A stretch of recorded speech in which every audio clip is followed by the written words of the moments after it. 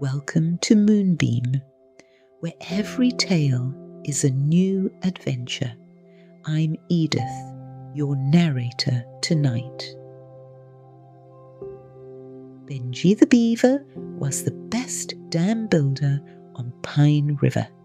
At least that's what he told everyone. His dam was wide, strong, and stacked with perfectly chewed logs. Every stick was placed just right. Benji's dam is the strongest in the forest, he would say, puffing out his chest. Not a drop gets past unless I say so. The other animals admired Benji's work, but sometimes rolled their eyes when he got a little too proud. One sunny morning, while Benji was adding new logs to his dam, he heard chatter upstream. It was Dotty the deer and Freddy the frog. Have you heard? Dotty said.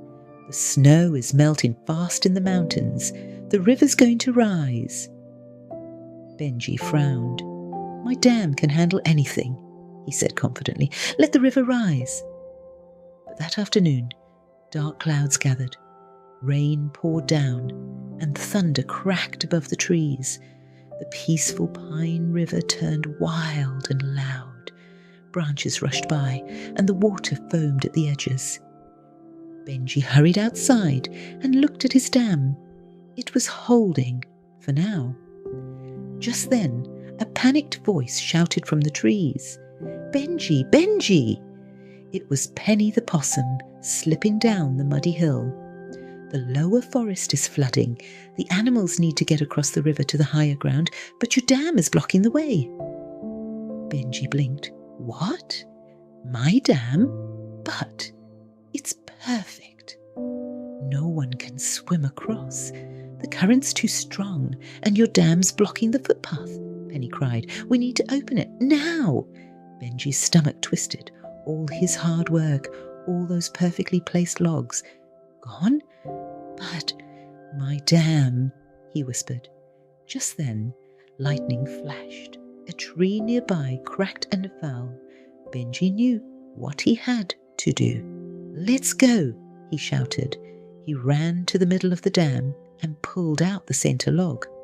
Water gushed through the opening. Freddy the frog and a few turtles swam to the gap and helped widen it. More water's flowing downstream, Freddy yelled. Now there's a shallow spot by the rocks. They can cross. Soon Dotty and a line of animals, rabbits, raccoons, squirrels, and even a pair of waddling ducks were moving across the river to safety. Benji worked fast. He yanked more logs and branches out until the dam was nearly split in two.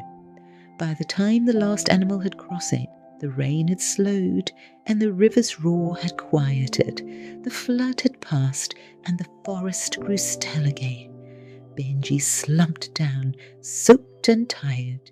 He looked back at his dam, or what was left of it. Logs were scattered. His careful work was gone. A tear slipped down his cheek. Just then, Dotty stepped up and nudged him gently. Benji, she said softly, you saved everyone. If you hadn't opened the dam, we would have been trapped. The other animals gathered around. You're a hero, Freddy croaked. Benji sniffed and gave a small smile. But my dam? You can always build another dam, said Penny, but none of us could build another you. Benji blinked. He hadn't thought of it that way. Besides, Dotty added, we'll all help you rebuild. Together. Benji looked around at all the muddy paws and smiling faces. He stood tall and nodded. All right, he said, let's make it even better than before. The animals cheered, and from that day on, Benji still built strong dams. But now he also built strong friendships. And whenever he looked at his new dam, he didn't just see logs and sticks. He saw teamwork, kindness, and a forest full of friends who'd helped each other when it mattered most. The end. For more stories like this, and to create your own, check out our app. You can create and explore thousands of stories, make yourself a hero, turn any story into audio, and more. For more narrated videos, simply subscribe to our channel for free videos weekly. Sweet dreams.